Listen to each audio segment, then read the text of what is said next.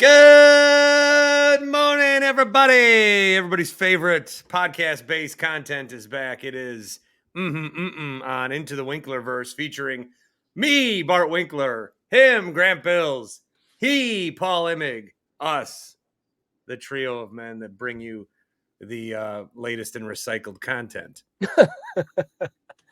As I begin, we have a whole bunch of Packer updates. In terms of the roster massaging. Sure. The big one everyone was worried about was, well, I don't know. I mean, there were two of them. Kicker, Greg Joseph, see ya. The Packers got a new Narv dog in the house, whose name I've already forgotten. What's his first name? Braden. Charles? Braden. Chris? Braden Narvison? I'm going to keep calling him Chris Narvison. I mean, Narv dog at minimum, right? So if you're like, this is the way that the world works now. If you're like, oh, Packers got a kicker I never heard of. Has anyone done a deep dive on him yet online? Yes, 9 people have. So enjoy if you must see every kick he's ever made. So that's the big news. The other big news in Malik Willis news is that he will be donning the number 2. Formerly worn by Mason Crosby. So he will be back wearing the number 2. What else? Packers cut a bunch of dudes that have signed elsewhere. No surprise, Samari Torrey is a former Packer. He is now with the Bears on their practice squad. That's shocking. Anthony Johnson Jr. is with the Giants. There's another guy they lost. So they're, Packers. Royce Newman Where? Tampa? I don't know where he went. He went somewhere. I knew Giants and I knew Bears. Yeah. So the Packers lost some guys, and they are continuing to massage their roster. Because, again, what you got to remember, guys, is that the roster that is put out on the Tuesday, it's just the initial 53. It's not the final. In fact, there never is truly a final. It's always a work in progress. But I think I referred to this week and cut day as like trade deadline for people that truly view these people as just like transactionary figures. 1,000 people lost their jobs this week. And we're all like, oh, did you see Grant DeBose sign with the Bears? So it's just a very weird week.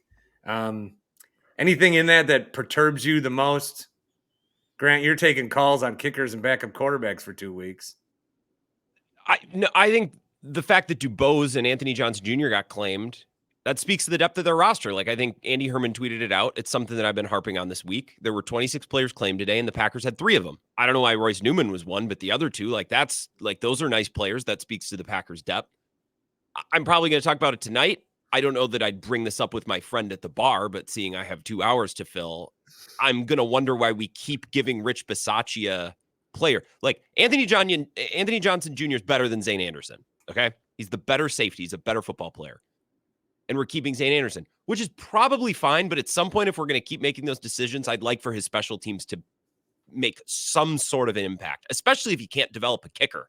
Former NFL interim head coach, Rich Bisaccia. Well, the thing, too, what's driving me up a wall is that unit, and I don't know what you guys do, but I call it the not-so-special teams. That's clever. And I like that it's original. Grant, the other piece for that you might have seen, of the 26 claimed players, the Packers of which have 3, Packers were tied for the most in the NFL of claimed players, of whom they released, with Bart's favorite team. Favorite GM, John Lynch, and the San Francisco 49ers also had 3 players who they released get claimed by another team. 6 of the 26 Packers or Niners getting claimed. Well, I'm hoping something happens during the taping of this, because if I said by tonight. What is there left to happen? Brandon Ayuk. Oh, I see. So if something does not happen with Brandon Ayuk today, I will not talk about him on my show for the remainder of the 2024 season. That's quite a declaration. I don't care what he does. I don't care if he wins MVP. His name is not coming up. We have spent way too much time on this situation, and I will not bring it up. So I'm going to make a big deal of that. Also, tonight's a pretty light show, so I need some sort of bit to carry me through the 4 hours. The other thing I'm going to talk about tonight, very excited, is I'm going to shit all over Deion Sanders. Whoa, you're kind of a Deion guy. I am, but I'm tired of it. It's just every headline the last 2 weeks is, no matter what, it's not good enough. It's like people are coming for Deion. My boss at one point weeks ago used this expression. Never heard it before. I liked it. You got to aid in your own rescue. Like at some point, Deion, like if you want people to extend you some grace as you rebuild this shit program, you need to meet him in the middle somewhere. And he seems to not want to do that. I like expressions. So that one came to mind. I saw this one tweet where a guy's like, so one thing I do at my work is I just start making up expressions during team calls and like see if it ever picks up, like whatever. So he goes, one week he was like, yeah, it's just you gotta get the horses something really stupid, like get the horses, to eat a dozen eggs or something really dumb that makes no sense. Sorry, who is this? Just some random guy on Twitter. Oh, okay. So he's just saying I make up phrases Got it. in my sessions and then notice a couple weeks later, like it's the one thing my boss drives home. Like it's just a fun little game that he is playing. There's also this guy on Instagram that is going to restaurants every day until somebody asked him, do you want the regular? And then once they do that, he never goes again. Now, these are the reasons for social media to continue to exist. But those and those alone. Anyway, Paul? It's a really good bit, by the way. I really like that. Yeah, it probably gets expensive. And if you're the restaurant and you know about the bit, you get this guy for life. Have you ever reached that point? I got that way with a coffee shop in La Crosse. And I'm like, this rules, because it was the same, like 2 ladies every day. And I liked them, but I'm like, that means the money, I can't. And that actually, they scared me off by being so nice to me. Just Captain and Coke. Bart, here you go, bud. I didn't stop with. That did not deter me. I only spent more money because of that. But the coffee in the morning, it deterred me. There was a bar. It used to be in Fond du Lac. It was called JR's. We went there. This is after our college when we all moved back home and we're the unemployed boomerang gang because we all boomerang back home. We called it the boomerang gang. And we would go to this bar, and no matter what I ordered, drank, or ate, my bill was always $19.75. So I could get 2 captains and leave, $19.75. I could get 7 captains and dinner, $19.75. It's the greatest shit. We laugh, live, and love.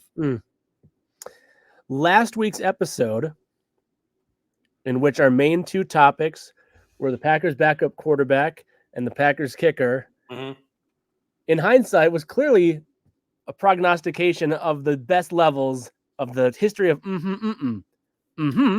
or Oh yeah, people are still flocking to that episode. The power of I think 8 people saw it yesterday. A week later. That's and at at a revenue per 1,000 views of $4, that's 8 cents. Every dime counts. No, but seriously, I do want to say, as this news happened, not that this was like, wow, how could they have figured this out? But it was interesting seeing this play out where not only they didn't get Tannehill, they got a different Titans quarterback. And then the kicking situation being what it was, I just thought that was pretty. Also from the Titans. Pretty interesting. Also from the Titans. So we're taking all their garbage. Their kicker, their backup quarterback, Matt LaFleur. You know who you should have on to talk about this, Bart? Jared Stillman. That's who you should have on your show. He could help you break down all these moves. Fun. What was his line? He had the Aaron Rodgers. Yeah, but what was the thing he did? He did like. I shouldn't have brought it up. Sources say that. Oh, the house in Nashville. Yeah, but then he had like a line. Oh, I don't know. Fuck, I can't think. I'll find it. It was like. Oh yeah. Oh yeah. Oh yeah. Where'd that guy go? Out. Didn't he get a show? I don't know. Oh, that's right. What was it? Oh, it was 2 words. He was on a show called Stillman and Company. Open to joining the Titans. Oh, Yeah. That's what it was. Quote, Open, unquote, quote, quote, open, open. quote, open. That's right. I was right. Yeah. Quote, open. And he did this. He goes, open. He like did 9 air quotes. Open. His version of the Schefter. Can I just throw a quick one out that I brought up on the show last night? Please. I said that if the Bears played Aaron Rodgers and the Jets in the Super Bowl, I would root for the Bears. Mm-hmm. You would? Mm-hmm. And that's I think that's actually less. Let me tell you why I think that. It got Austin to call in and like yell at me. Let me tell you why I think that's, and I don't know what you said. I didn't hear this part. Let me tell you why I think that's the right move for a Packers fan, even a Packers fan who doesn't hate Rodgers the way you do. If the day were ever to come that Giannis leaves the Bucks, hopefully it won't happen, I don't care what he does as long as he doesn't have 2 championships, one with the Bucks and one with the new team. If Favre had gotten one with the Vikings, now it's the Vikings, not the Jets. It's different, but like 1-1, like, if Rodgers had 2 and then got one with the Jets, that'd be fine. I think for me, it would change the math to the point where I would start to say, how Jim McMahon has one with the Packers. Yeah, but obviously I know that that's different, but in all sincerity, like that would be where he'd say like, oh God, I mean, Aaron Rodgers is clearly a Packer. How come half of his Super Bowls are with another team? And then how come he just now clearly if the Jets are in the Super Bowl and win the Super Bowl, it's because Rodgers played extraordinarily well. And then that would have me say, why couldn't he have done that in the fill in the blank year championship game when he forced this pass or so the Bears to me have been irrelevant enough for long enough. And I think this is why you don't hate the Bears to the extent that you maybe do like even the Vikings. At least that's how I feel. I think Vikings, I would root for Rodgers. That's what I'm saying. There's a difference. And I think part of it for me is like the Bears have almost become like that silly older brother, because like they think are the Bears fans?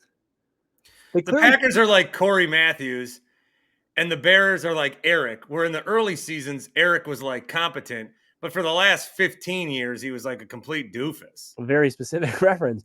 But Boy Meets World, everybody. It is Boy Meets World. So I'm curious what Grant would say, and I'm curious for you to hear more about what you said. The very vocal response that you got from Q was, but or Austin. Sorry, yeah. I think I've done that like in the past, but I think it's for me. It's because I don't want Giannis to go to another team and win a championship unless he's won 2 with the Bucks. To me, that's something. I don't know why. Maybe it's petty or silly, but like I would always want to say like, well, the majority of the time was spent with the Packers, with the Bucks, and was won that way. So I would probably watch it for the commercials and just the football would be the football, but I would be more okay from the legacy of Packers quarterbacks. Like I was happy that Favre didn't go with the Vikings and said, Grant. I think it's Cone that always says that you have smooth brain when it comes to Rodgers or like Rodgers brain melt. Rodgers annoys me.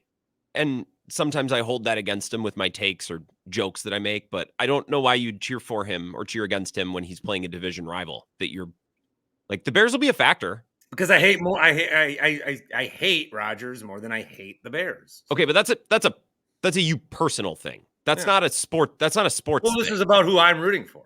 Okay, well that's fine. Then that's a you thing. I don't think it would make any sense for a Packers fan for football reasons. Like I'll probably cheer for Rodgers against the Bears. The rest of the season, I'm probably indifferent on him. I don't want to see him win a Super Bowl somewhere else. I don't know if I'd actively, really aggressively cheer against him like I did with Favre, but there would be that part of me deep down where it's like, kind of like deep down, I cheered against the Timberwolves because even though I don't have a problem against them, it's like, no, we won a title. I don't really want them to also get that thing that we had. Like, kind of just deep down, like if they win, cool, but also like if they don't, I'm kind of. Grant, what do you think about what I said though? Like, you don't think it diminishes the Rodgers, even if you are either a pro Rodgers guy or a neutral Rodgers guy? Don't you think it diminishes when you start to say the legacy of Aaron Rodgers? He won 2 Super Bowls, parentheses, 1 Packers, 1 Jets. Like, that would be part of the book. Well, and this is an extension of like how many points has Bart made about like Rodgers MVPs. Those are for him. Those aren't for me. Him winning a Super Bowl with the Jets would be additive to his legacy, but obviously wouldn't do anything for Packers fans. So I I don't think it would cheapen his Super Bowl. Also, that Super Bowl was so long ago now. That's carved into the football headstone. Like if Giannis wins another one, his first one was still very fresh. And is there anything to that, or am I just spitballing? No, that Rodgers isn't even the same person. Exactly. It feels like a completely different era of everyone's life, a different era of his career. They wouldn't almost feel connected. You were midway through 6th grade. 7th. Sorry. I was pretty close. It was great. I was so jacked up to go to school the next day. Oh, I can't believe you had to go. You know what sucks? We watched our quarterbacks, both of them. Favre won one and Rodgers won one. And then we watched them for another decade plus not win one. Yeah. Well, and in Rodgers' case, and for the majority of not get to one. Yeah. All right. Anyway, what do you got? Honestly, I think, Grant, if I had your 2-hour sports show, I would make that 2 hours. I would want a poll of Packers fans. All right. And of course, there'd be a lot of people who just vehemently say, I would cheer for Rodgers. I love Rodgers. And that's okay, fine. But I still think 30 to 40% would say they would cheer for the Bears. I think it'd be less than 50%. I think more would cheer for the Jets / Rodgers, but I don't think it's 90 to 10. Do you? Oh, no. I think almost everyone would cheer for Rodgers and the Jets. You think you think 90% ish? Yeah. Yep. Oh, I think I'd be. I do that topic on my show. Minority. I do that for a segment if they were playing each other. Hey, it's Thursday. We've hit all the Packers angles. Jets Bears this weekend. Who you cheer? Let's talk about that.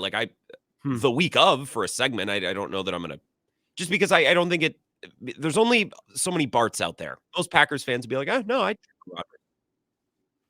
You mean who have a passionate Rodgers take? Yeah. Yes. There's not enough Barts out there.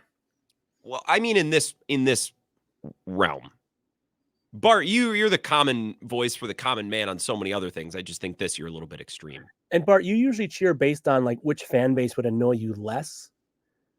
And I'm surprised a little bit because I feel like Bears fans are your number one enemy fan base of any sports team. Fans, not the team. I think you. The Bears do annoy me, but it's more the Cubs.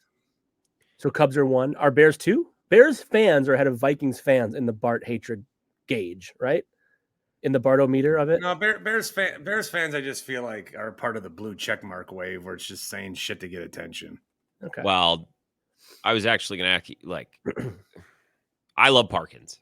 It just seems like his thing so far is moving now nationally Caleb Williams narratives on FS1, just throwing those takes. It's the same shit I do as a Packer owner. I suppose. Look, what did I say last night? Oh, I was saying a lot of shit last night. I was fucking on one. I would also contend that there's this huge portion of Bears Twitter that's annoying as hell that we would never interact with if not for Bukowski. Bukowski is the lamp that attracts the moths that we'd never interact with those people. They wouldn't exist. They wouldn't operate the way that they do if it wasn't for Bukowski and a couple of other Packers people who just want to fight everyone. They're glued to Bukowski like a moth to a flame. Would you? Here's the other thing though. Would you want the mic? Would you tell want him that next time you have him on?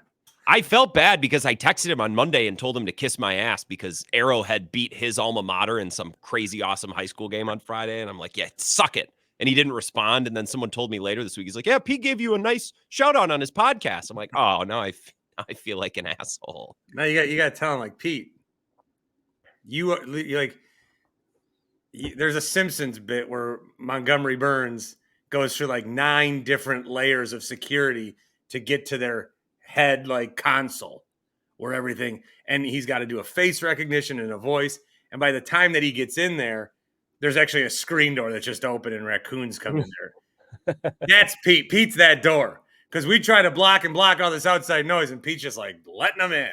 I love it. You got to tell him that. I do like that. I'll pass that along to Pete. If society was full of Barts, I just wanted to say, baseline Bart, the way I look at life, it would be such a utopia. Everyone would have access to stuff. There'd be so many world problems would be solved. We would all love each other. The one issue would be that no one would drive because road rage would be number one cause of death by like extreme proportions. Oh, jeez. I mean, it was just, I mean, I've some of these guys, they cut me off and I'm ready to chase. How far is your drive to work? It takes 25 minutes. Can you make it shorter for this? Is there anything we can do to make it shorter for this? I would love to just work like right there, but I never got that rolling. All right. Question for you. Topic for you. Many are saying the lesson learned here is that you should never draft kickers. My fear is that Brian Gutekunst's lesson learned will be, I should have drafted 3 kickers. All right, that's a Grant Bills tweet. And I sent it to you and I just said, that should be the strategy. That would be a good strategy. I said, we'll save it for MmHmm. So I'm going to say it like this. And by the way, the Packers do this. Like, this is not like a foreign concept. They've done it with running backs in the draft. They've done it with wide receivers in the draft. You draft 3 and you hope that 1 hits. But where they're at with the kicking situation, and Grant, you posted that before we learned of the existence of Braden Narveson. I was trying to see if I could remember that off the top of my head, and I did. Braden Narveson. Whether it be like the Bisaccia take of this or that they've had to sign as their new kicker, and by the way, it's his job. The Packers are not keeping Anders Carlson on the practice squad. Like, this is it. Like, this is the kicker. Let's say Narveson is a competent, but clearly not like never going to be, isn't a top 12 kicker, right? He'll get you through a couple years. Like, it's not great. He doesn't cost you a season, but he's not great. You clearly are going to need another one, let's say, in the next few years. The Packers' strategy for finding that next kicker, Brian Gutekunst's strategy for finding that next kicker, should be by trying to draft another one. You should go back to the try to draft a kicker thing. But the alternative to that is like, I don't know, just hope you get lucky in undrafted free agency or give a second round pick for Justin Tucker, whatever it might be. But knowing what's happened, if you were Brian Gutekunst, you and Grant actually right before I think we started recording, you said that, and you can probably relay the Brian Gutekunst quote, but that he might give up on specialists too quickly. This is a very long-winded way of the Packers should not give up. They should try again. Let me phrase it. The Packers should try again to draft a kicker in the near future. They shouldn't be deterred. Or MmHmm. I don't have a problem with them drafting kickers. Day 3. If you want to use a 5th, 6th, or 7th round on a kicker, which Anders was a 6th. Yeah, that hits your philosophy. Go nuts. Day 1 and day 2 picks, a little different. But if you want to use a 5th, 6th, or 7th round on a kicker, go nuts. Because if the kicker doesn't work out, everyone on Twitter's and like, that's why you never draft kickers. It's like, okay, but we don't do that for other positions. You know what I mean? Like, you don't draft a D lineman in the 5th round. Kamal Martin was a 5th round pick. And he lasted 1 year. I thought he was going to be the best player in that fucking class. I thought he was. I thought he was going to be good too. And then he wasn't. But we didn't turn around the next year and be like, well, that's why you don't draft linebackers in the 5th. And it's apples and oranges a little bit, but whatever. If you think you're going to get a good kicker, I don't think it helps the odds though, Paul. And there's a lot of data to back that up, that there isn't a higher hit rate for kickers drafted versus undrafted. If this kicker doesn't work, they should go back to the well next year and try again. Yeah. And if they want to use day 3 picks, fine. Yes. Bart, if you're Brian Gutekunst, don't be deterred by the miss that this is with Anders Carlson, that if they need to, whether it's next year, the year after, draft him, they need another kicker, go ahead and draft one. Don't be deterred by this gaffe. Or I try to not be a never guy, like the never bunt movement. You know, there might be situations you want to bunt. There might be a situation you want to draft a kicker. Here's what I'll say, though. The mistake that Gutekunst made was they applied to kickers what you should apply to every other pick.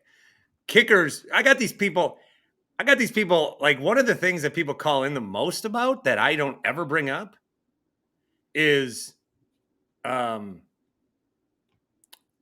should there be a quarterback salary cap separate? I'm like, who's mentioning this? This is stupid. No, but it repeats, and I think it might even be the same guy.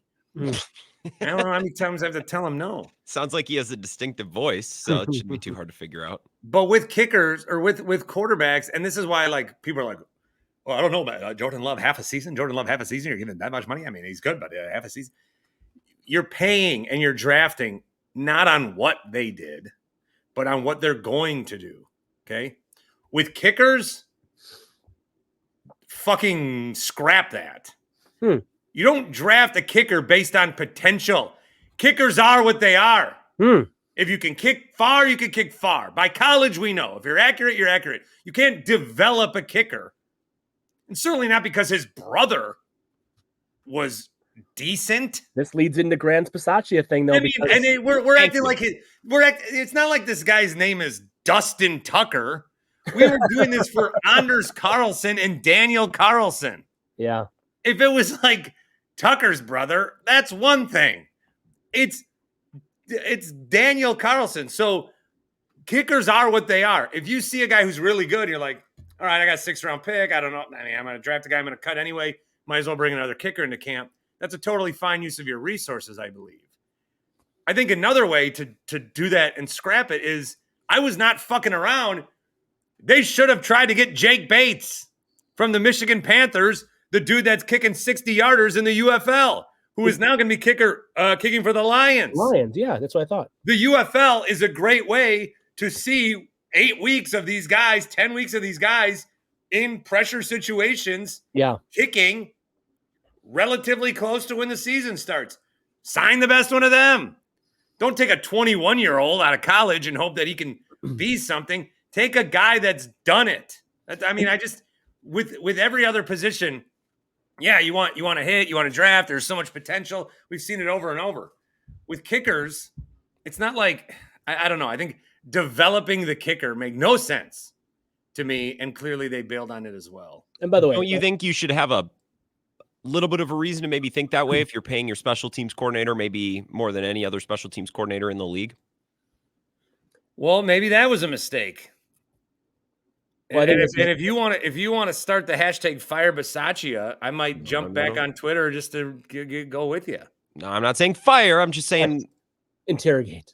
Yeah, apply pressure. Right, we're here to hold those in positions of power accountable, Bart. And you snuffed me off at that idea last night, but it's true. It's not super catchy, but yeah, hashtag apply pressure to Bisaccia.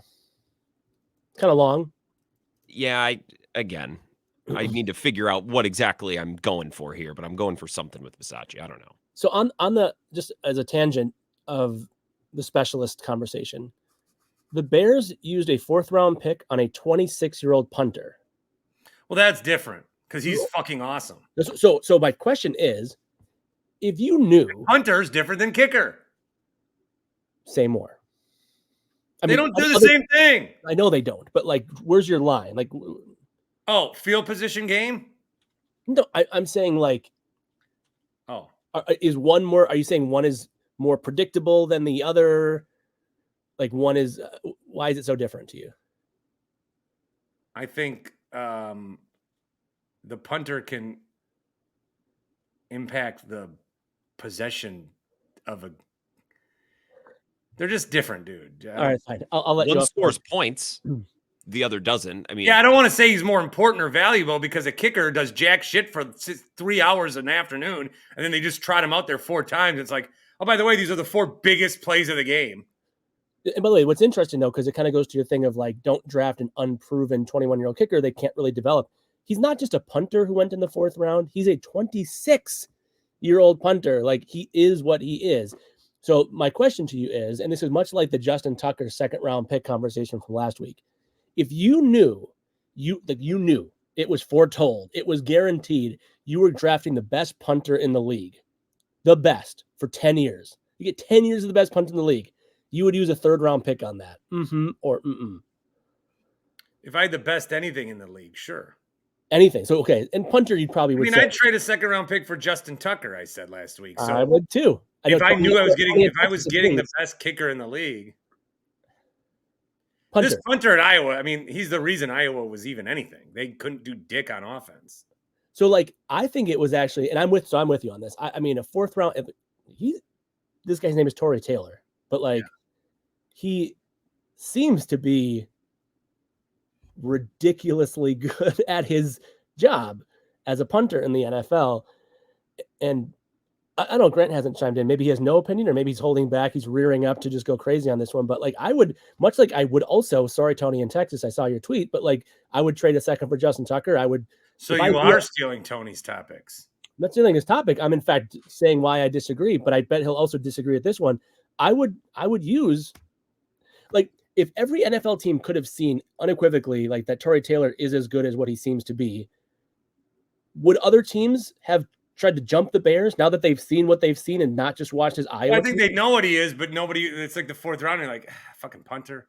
No, I know, but so I'm saying I would have, like, if I would have known as much about him in the draft, like I presume other GMs knew more than I, regular person, knew, I would totally have used a fourth ahead of the Bears. Like, that's a really valuable thing to have if he's. But what's the advantage? Let's say you have a replacement level punter, an average punter or better than average punter. Like, how much value are you getting by getting the best punter versus just an average? Like, if you have an awful punt, if you have a terrible punt, yeah, that's one thing. If you have no punter, but Whelan's looked good. Well, ask Ron Wolf what his biggest regret is. He didn't want to pay Craig Hentrick more than $1 million because he didn't think kickers or punters should make more than $1 million. The other side note. Then we drafted BJ fucking Sanders, Widow Peak. That's right. So Grant, what's that thing called? Yeah, Widow Peak. Mm-hmm. I think you had it right the first time. I mean, I shouldn't judge about hair. He was also half your age when he got drafted. BJ Sanders. Grant, you got a little Sander going on?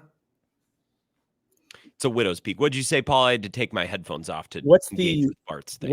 Again, this is our fun hypothetical game. The Bears probably like assumed that Torrey Taylor would be really good, but now they can like say it for a fact. What's the highest you would use a draft pick on a punter, Grant? 6th or 7th rounder. So you would say even with the success that Torrey Taylor has had, it was cray-cray to do. Yeah, because he's a punter. Yeah, but this punter, this specific guy is better than like the punters of the last 30. This guy's. By the way, we're paying a special teams coordinator a pile of money. I'm not doing shit out of my way for him. Like, you can figure it out with Daniel Whelan. Okay? Like, you're not getting roster spots dedicated to you, cut down time every year, and a 4th round pick on a punter, and a 5th round pick on a kicker. Like, no. So what if Pisacci going on the 3rd day that's really good? All right. Like, I'm not going to flip out, but 3rd or a 4th round pick. Come on now. It's a punter. But again, like, let's just say, like, I like the way you're thinking about it, Grant, and we won't have to go too much deeper on this, but it's the idea, like, if he is 8 yards per punt of field position better than the second best guy, and that's not going to be that, I don't think the distinction will be that significant, but like, if you're like, hey, it's a first down difference approximately more that the opposing offense has to get. Like, I'm sure you could find a way to quantify the value of that. But anyway, the last thing I'll say on this is I just saw a tweet quoting Matt LaFleur at the podium.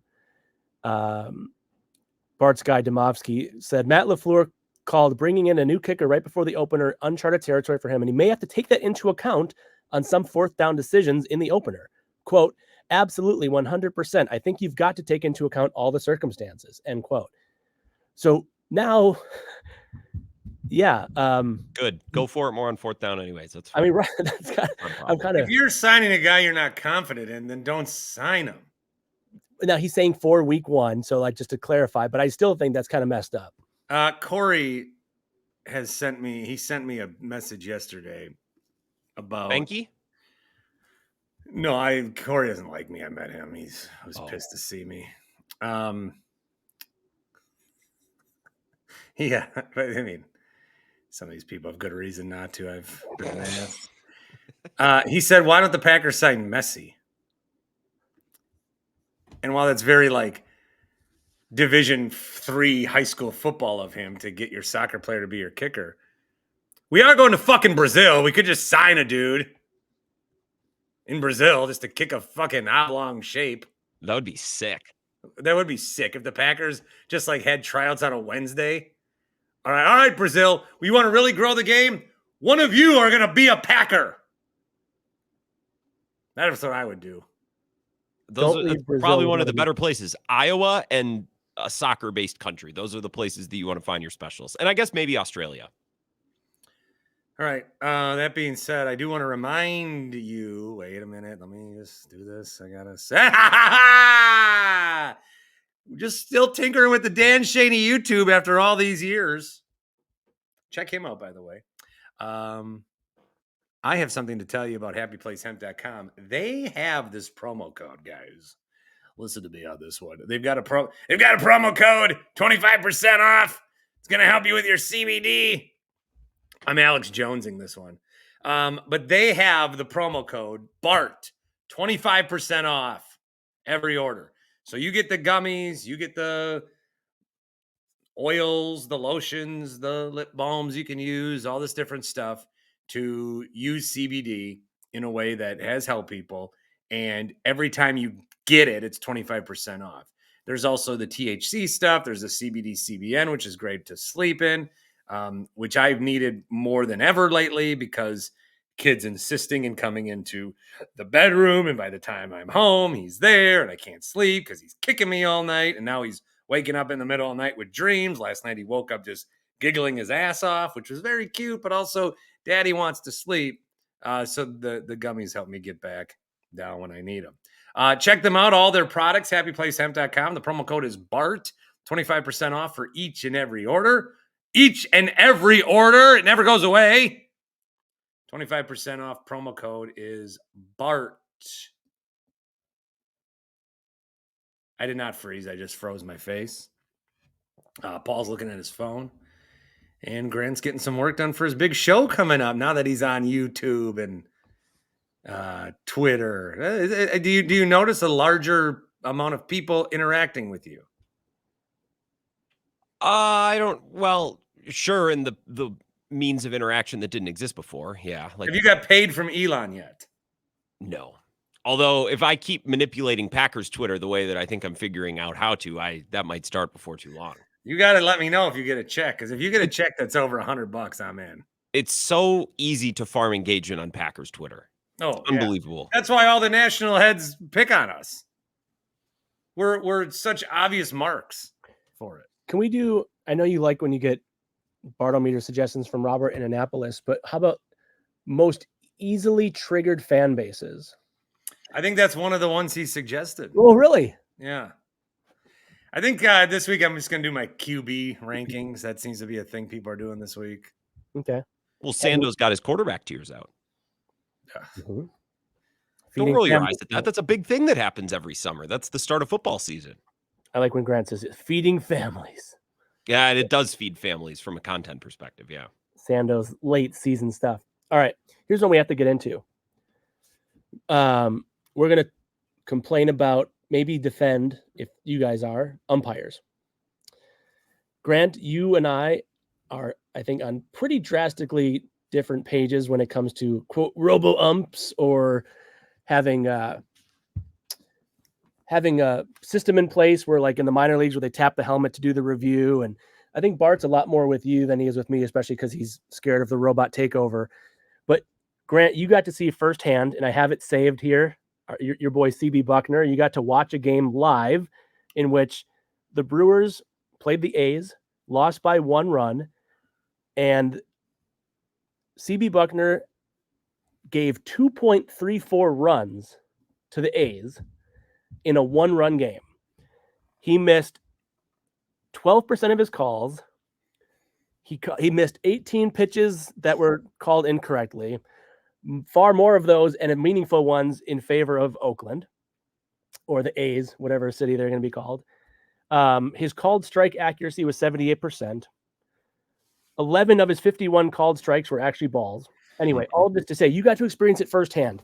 And I know last week, I think what makes this fun is we were texting about, like, hey, after you saw Anders Carlson miss a 32-yard field goal, now would you trade a second for Justin Tucker? You're like, no. Now that you've seen the Packers back to a quarterback, are you sure you don't want Ryan Tannehill? Like, so I just sometimes seeing like the new evidence doesn't necessarily sway you. You watched a CB Buckner game that hurt the Brewers. Maybe that game will mean nothing at the end of 162, but you had to sit there and endure it.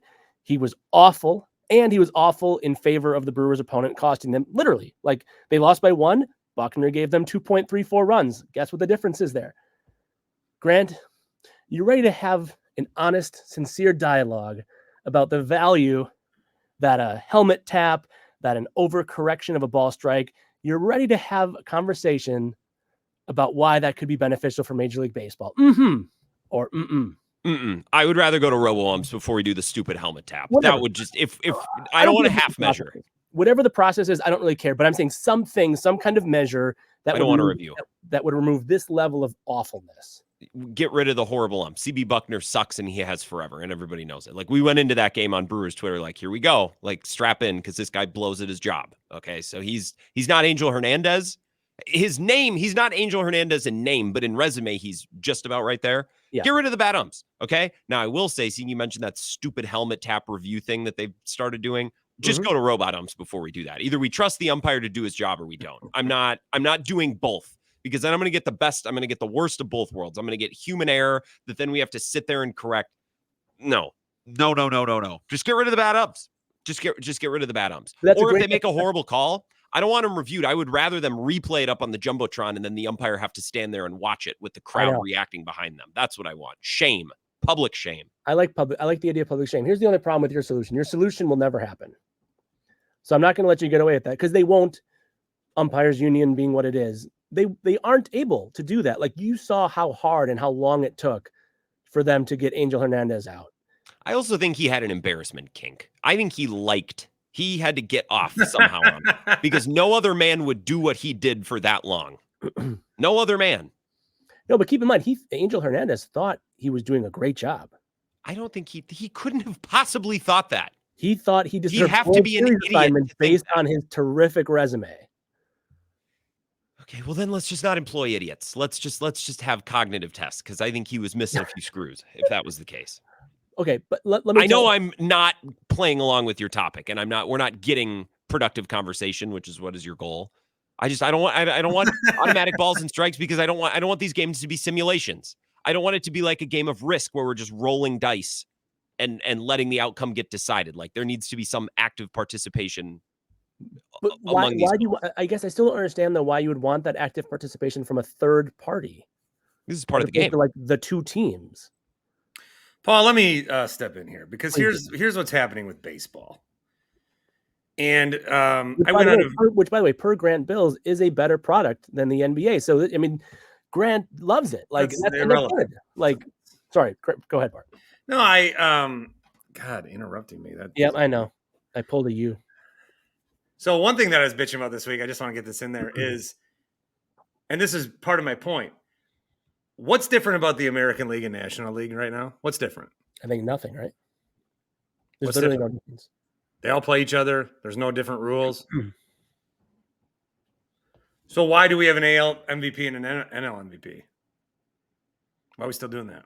It's the way that it's always been done. Yeah, it's fucking stupid. We don't have an AFC and an NFC. We don't have an Eastern and a Western. So why are we doing it? Good question.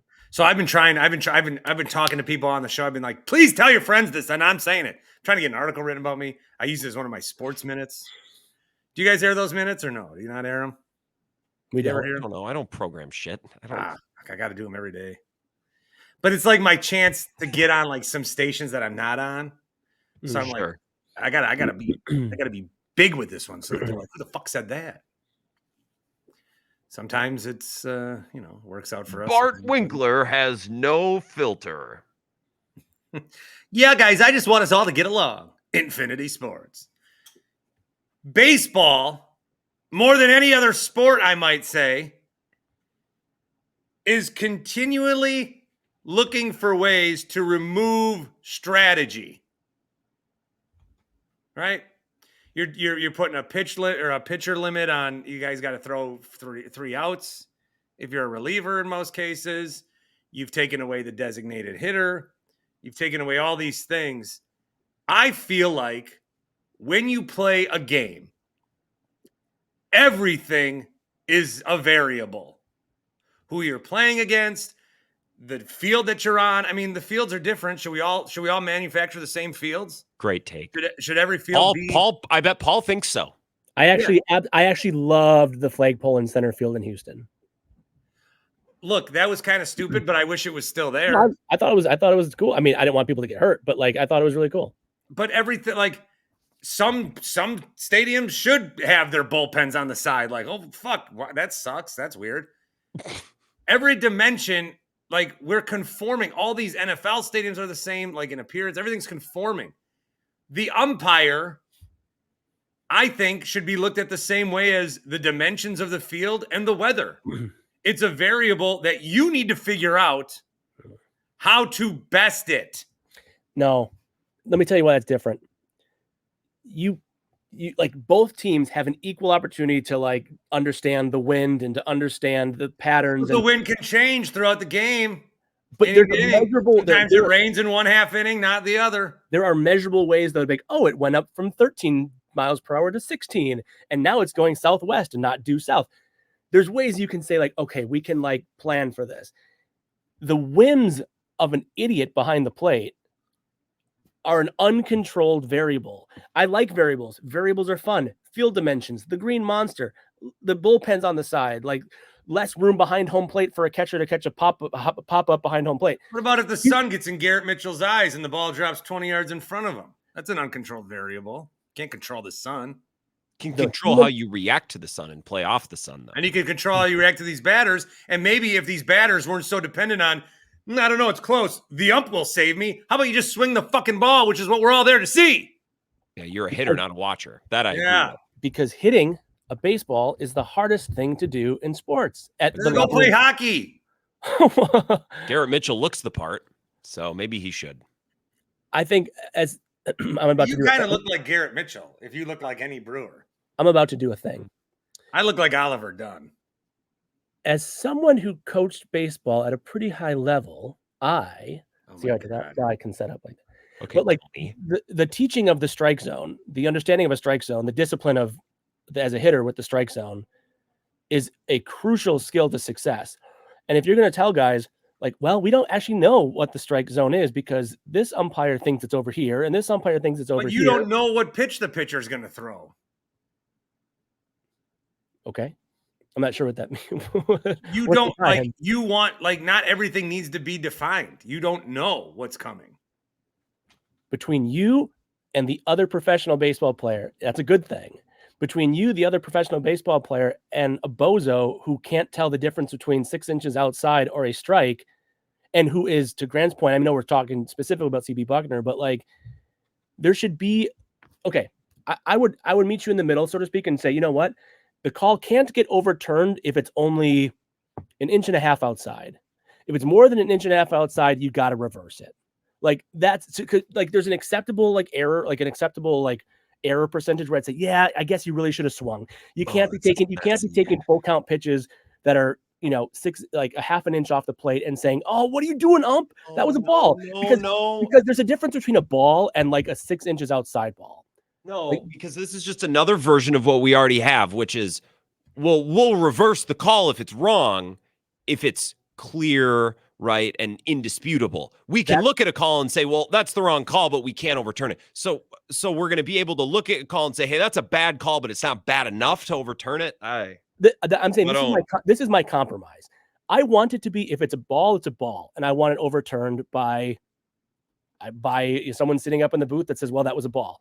I'm saying if I have to compromise, I'm going to say, okay, like there's a 4% error gap that we're willing to say, you know what, it was, but that's my compromise. I don't want that. I want it to be clear and concrete. If it's a ball, it's a ball. Okay, but the technology's changed. So in 20 years, you might get different balls and strikes based on the technology that you're going to get. Update your operating system accordingly.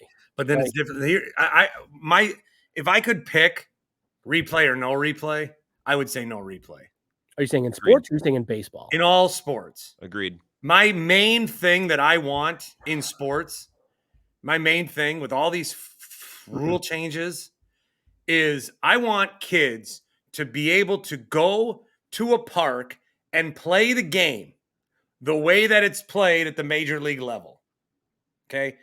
I want them to know what the rules are.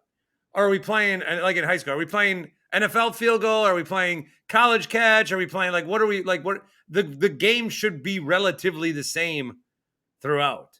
You don't have instant replay at these lower levels. The biggest bullshit that I have ever seen that, like, when I see it and it makes me so mad is in like a high school basketball game when mom's taping the fucking game and there's a call at the end and she goes, I have it on my phone. You need to look at this, sir. That's not how it goes, man. Well, here's a sport that at different levels, like Paul, in different levels of baseball, there's 50 cameras at an MLB game. There's like 6 in the Northwoods League. So you're gonna now try to figure out what you got all these different levels, and 2 of them don't. Now, what if the camera operator like had a hiccup during the fucking thing, and now you can't even fucking see the right camera? So we need to rely on humans. Your main sport was soccer, right? My main sport growing up was tennis. It's not the same. Even in like professional tennis, you have a guy sitting in a chair, right? You have a guy sitting in a chair, and even with that, there's replay. Growing up playing tennis, even at high levels of youth tennis, you call your own ball that goes in or out while you're trying to hit it on every single. So like some guy, like there would be players you play. Yep, well that guy he likes to call. I mean, he cheats. This guy's a cheater. This player you're about to play against is a cheater. And all you can really do to combat is say, "Are you sure?" If anyone played tennis like I did growing, it's like all you can say is, "Are you sure?" Which is basically like a shaming way of saying, "I know it was fucking in. You're just a dick." Wow. The point is, I don't think there's any sport. Golf? I actually don't know. Is golf one? But like, there's no sport. Don't get me started on golf. People sit at home and try to fucking ruin tournaments. But I say there's your argument though is like, well, I want it to be the same. But even in one-on-one sports like tennis, it's not the same. Pro tennis players are not having to sit there and like watch the serve come their way and determining how to hit it. Was it in or out? And do I have to yell out before I hit it back? So there's never a perfect like, well, I want it to be exactly how it is in the professional leagues versus youth sports. So by this argument, though, by my argument, I would have to then counter a different argument, and I would have to advocate for shot clocks in high school, which would be a good thing. I don't know. The Pirates are so shitty. They were up 10-3, and the Cubs just took an 11-10 lead in the 9th. God, they're fucking embarrassing. Look. I just, you know what I hate? You know what my worst nightmare, Paul, is that it's the bottom of the 9th. It's a 1-run game. These two teams have been walking a pitching duel, bullpen tightrope for an hour. Every baseball fan is at home is sitting on pins and needles. There's 2 outs, bottom of the 9th, full count. Pitcher throws a pitch on the fucking black. Ump rings them up. Everyone's going nuts. No, fucking dude. No. Yeah, oh, God. And then the announcers are like, and we'll see. It's over, but first, God, we have taken the pure joy out of moments. Al Michaels is like, and he's in for now. It's like, can we? I just want to. And there are no flags. I get that. I like when the football thing where it's like a kickoff return, especially a punt return, especially where there's almost always a flag in every play. It sucks to have to check the field for a yellow flag to see, is this going to stand? Is this going to stand? But Grant, to the point of your example, like even the team that would win that game, like if it was a bad umpire call and the stadium erupts, even the winning team would be like, oh, that fuck. Like, you know, if you were a decent human and you won the game that way, you would always look back and be like, fuck. Like I cheer for the Milwaukee Brewers. I would not feel that. I wouldn't. We didn't like deserve I said, that. If you're a decent person, so like there's a caveat. I suppose. Sure, but that's just. Is that not a nightmare to you? Does that not make you cringe? The thought of games ending that way. I would rather that not be the case, but it doesn't outweigh the positives of the call being right.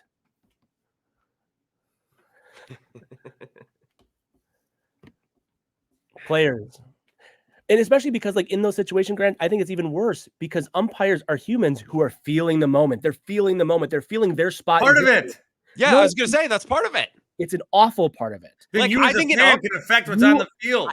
I think the umpire should not be part of the moment. You should fuck off and just. I think if there's 2 outs in the bottom of the 9th and the game-winning run or the tying run is in scoring position and the pitch is this much below the strike zone and the stadium's going nuts, I think the umpire's a bitch if he doesn't ring the hitter up on that. And if my player gets rung up on that, I'm like, awful. You can't leave it in the ump's hands in that moment. And I'm not wanting everything you did up to that game. If it isn't, if you leave a moment up to the ump, you didn't win the game. If the Brewers, you need a bigger margin of error. If you're ever relying on an ump, fuck you. That's why if you want to have a margin of error conversation, I will give you like an inch off the plate can be called more than that. But then what if I think it should be a half inch? And now we're having a debate about that. I don't It's care. another stupid rule on top of a rule. Fine. I'm saying wherever we would settle, I'm willing to negotiate with you. I don't want it. There's too much negotiation in sports. I'm saying if you want to be like, hey, it's a half inch or it's an inch, I don't really actually care. But I'm saying there has to be a rule at which you'd say, because then, Grant, you can, this is why I think it's important. Because then as the hitter and as the hitting coach, you could teach the guys there's an acceptable amount that you're going to have to recognize. It can still be a strike, even if it's not. You'd still train your eyes to know what is or is not an acceptable margin of error for the ump's call. If the Brewers are that play away from going to a World Series in your lifetime, winning a World Series, and then you're going to always say that fucking ump, that was a ball. And he got sucked up in the moment. He got caught up in the heat. He had to be a part of the moment. It will anyway, I know I'm not going to convince you to join the good side. No, I know that the thought of that is horrific because as a Brewers fan, I might get one shot, possibly. And and to be on the wrong side of that would be, honestly, for me, it would be like, okay, I'm done with this sport permanently. That would be like a disabling, and that okay, I can't, I'm not, no, can't do it. Which is probably why it's a similar feeling to what was it? Saints Vikings, the NFC, was that the one with the pass interference call where they started reviewing pass interference for a while? Rams Saints. Yeah, they reviewed it for a year and took it away. That's dumb. I also don't like rules that we add where we add them and it's like we're never gonna use that. I don't like needless rules either. So you're talking about we're gonna have to form a committee and a subcommittee. How many times is hip check tackle gonna be called? I don't know. 3 times get called in the most dumb, obvious ways to benefit Kansas City, all 3. I don't know. All right. No. I mean, there's a lot of times I like to go on these and I'm like, yeah, I might get convinced this way. And I think you probably once or twice you guys have come around. I know I've come around on a couple things, but I knew this one would probably be a stalemate that we would bicker about and not resolve, but that's okay. Well, it wouldn't be a stalemate if you could just not be wrong. This is a treat. I don't think I have to go. This, by the way, I do too. Same. I don't think anyone listening to this Grant's got work to do. I don't think anyone's going to hear this, and I feel like this is one that people are probably we're probably a good example of baseball fans. They're not going to change their mind on this one. This one is you're dug in on this. I'm dug in on this one. I know that. And then it'll get added, and I won't care. That's what'll happen. Yeah. All right, guys. Thank you so much, Grant Bills, Paul Immig. Thanks for coming into the Winklerverse. We got more content for you this week. Should have some picks in the coming days. Stick around. As always, you can catch me on the Infinity Sports Network across stations throughout the country, 9 to 1 Central Time. You can figure out the rest. Odyssey app and Sirius XM channel 158. We will talk again. Thank you for enjoying today.